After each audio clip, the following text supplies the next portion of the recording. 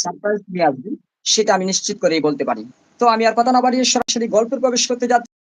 সবাইকে হচ্ছে যে আপনাদের কাছে একটাই অনুরোধ থাকবে, সেটা হচ্ছে যে অবশ্যই আপনারা কষ্ট করে আমার চ্যানেলটিকে সাবস্ক্রাইব করে দিবেন।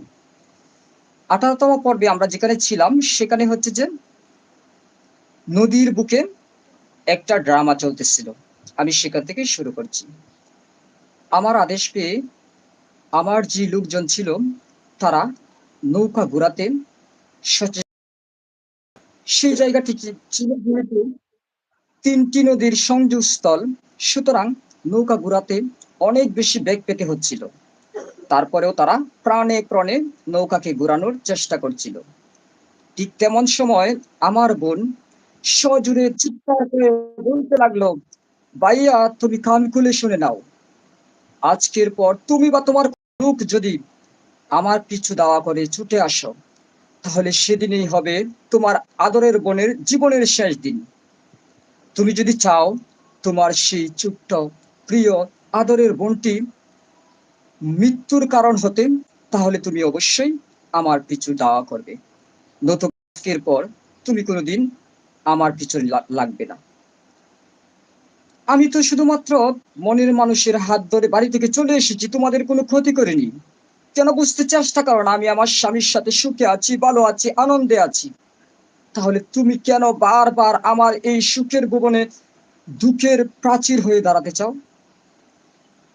বোনের কথাগুলো শুনে আমার মনের ভিতর এক অদ্ভুত পরিস্থিতি সৃষ্টি হলো। আমি তখনই মনে মনে প্রতিজ্ঞা করলাম যে যাই হোক, আমি আর কোনোদিন আমার বোনের দুঃখের কারণ হব না, তার পিছনে ছুটে বেড়াবো না। যথারীতি নৌকা দিয়ে বাড়িতে চলে আসলাম। তারপর থেকে বহুদিন আমি তাদের কোনো খোঁজ খবর রাখিনি।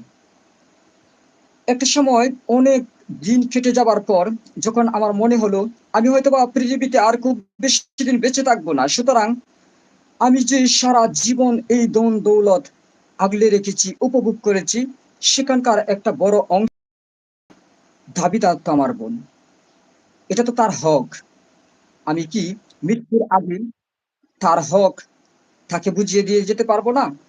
তখন ভিতরে আমি অনেকটাই ভেঙে পড়লাম। আমি আমার খুব কাছের কিছু মানুষকে ডেকে নিয়ে এসে বললাম, তোমরা আরো একটিবার দয়া করে চেষ্টা করো আমার বোন এবং ভগ্নিপতিকে খুঁজে বাহির করার জন্য। যদি তোমরা দেখা পাও তাদের, তাহলে বলবে যে আমি মৃত্যুশয্যায় শায়িত অবস্থায় আছি। শেষবারের মতো শুধু তাদেরকে একটিবার দেখতে চাই। আমার বিশ্বাস এই কথা শুনলে আমার বোন আমার কাছে না এসে থাকতে পারবে না।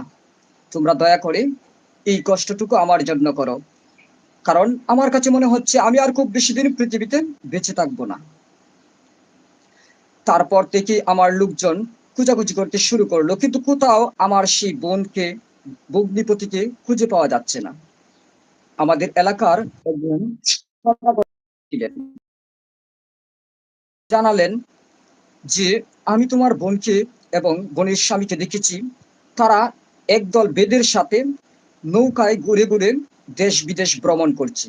তারা নৌকার ভিতরেই সংসার করছে, দিন রাত্রি যাপন করছে। এই কথা শুনে আমার বুকটা হু হু করে উঠলো। আমি এত প্রাচুর্যের মালিক, আমার এত অর্থবিত্ত রয়েছে, এত টাকা পয়সা রয়েছে যে অন্তত ৭ পুরুষ যদি বসে খায় তবুও আমার সম্পদ ফুরাবে না। আর আমার বোন নাকি নদীর উপর সংসার পেতে বসেছে। এই কষ্ট আমি কাকে দেখাবো? তারপর থেকে মৃত্যুর আগ অবধি আমি আর আমার বোনের দেখা পাইনি। আমার মৃত্যুর পর আমার যে বংশধর রয়েছে তার প্রত্যেকটি প্রজন্মে একজন করে মানুষ দৃষ্টিহারা হচ্ছে।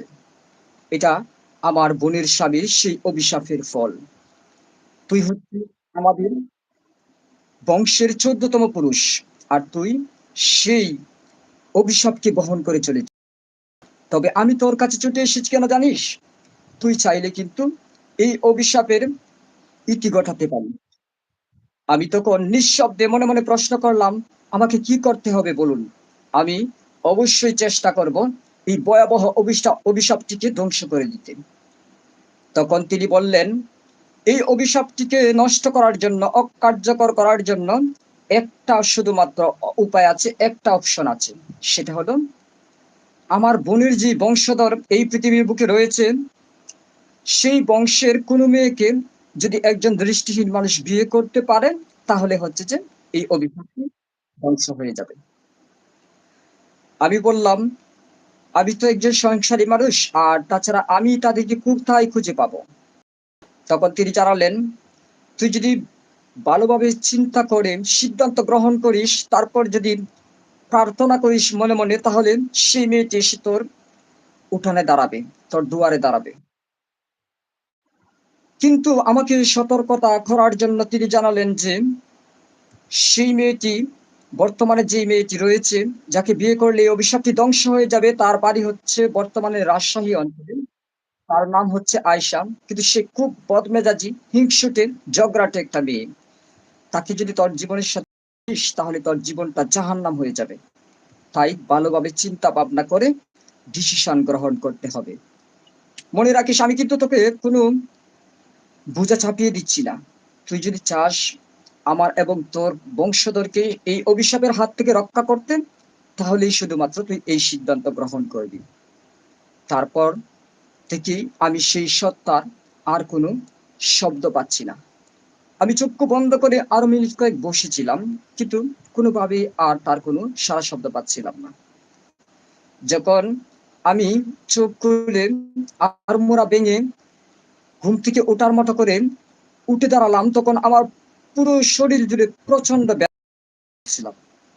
তাছাড়া যেটা হচ্ছিল সেটা হচ্ছে যে আমি যখন মোবাইল হাতে নিলাম, তখন টাইম দেখতে পেলাম রাত প্রায় ৩টার কাছাকাছি বাজে। অথচ আমি যখন মেডিটেশনে বসেছিলাম, তখন শুধুমাত্র রাত্রি ১০টার মতো বেজেছিল। এই গল্পটি শুনতে শুনতে কখন যে প্রায় ৪-৫ ঘন্টা কেটে গিয়েছে, সেটা আমি নিজেও জানি না। তো ফ্রেন্ডস, আমাদের যে ১৪ পুরুষের অভিশাপ উপন্যাসটি ছিল, আমার এই গল্পটার এখানেই ইতি। তবে আমি আপনাদের কাছে একটা প্রশ্ন রাখতে চাই, সেটা হচ্ছে যে যদি আপনি হতেন এই গল্পের নায়কের চরিত্রে, তাহলে আপনি কি সিদ্ধান্ত গ্রহণ করতেন? সেটা কিন্তু কমেন্টস করে আপনি চাইলে জানাতে পারেন। তাছাড়া অবশ্যই আমার এই গল্পটি ভালো লেগে থাকলে আপনারা লাইক, কমেন্ট, শেয়ার করে আমার পাশে থাকতে ভুলবেন না। কেননা আমার এই প্রথম উপন্যাসটি আজকে সমাপ্ত করলাম। খুব শীঘ্রই আমার দ্বিতীয় উপন্যাস ইসলাম প্রচারের অভিনব কৌশল আপনাদের সামনে প্রেজেন্ট করব। যদিও আগে গল্পগুলো আমি নিজে পাঠ করতাম না লাইভে এসে, তবে শেষ সমাপ্ত পর্বটুকু আমি নিজের কণ্ঠে লাইভে এসে আপনাদেরকে শোনালাম। কেমন হয়েছে, কেমন লেগেছে, সেটা বিচার, ব্যাখ্যা, বিশ্লেষণ করবেন আপনারা। তাছাড়া হচ্ছে যে বাকি ১৮টা পর্ব আমার ইউটিউব চ্যানেলে, ফেসবুকে আপলোড করা আছে। আপনারা চাইলে সেখান থেকে দেখে নিতে পারেন, শুনে নিতে পারেন। তো আমি এই লাইভটি শেষ করার আগে সবার কাছে একটা অনুরোধ করতে চাই। সেটা হচ্ছে যে আমার এইসব কনটেন্ট তৈরি করতে আপনারা অবশ্যই আমাকে উৎসাহিত করতে পারেন। সেটা হচ্ছে যে আপনাদের একটু ছোট, ছোট কষ্ট, একটা ছোট্ট লাইক কিংবা একটা কমেন্টস কিংবা একটা সাবস্ক্রাইব আমাকে অনেক বেশি ইনফ্লুয়েন্স করে, উৎসাহিত করেন। তো ঠিক আছে, আমি আজকে এখানে যাচ্ছি। ইনশাআল্লাহ কথা হবে অ্যা পরবর্তী সময়ে অন্য কোনো বিষয়বস্তু নিয়ে। ততক্ষণ অবধি সকলে ভালো থাকুন, সুস্থ থাকুন। আল্লাহ হাফেজ। আসসালামু আলাইকুম।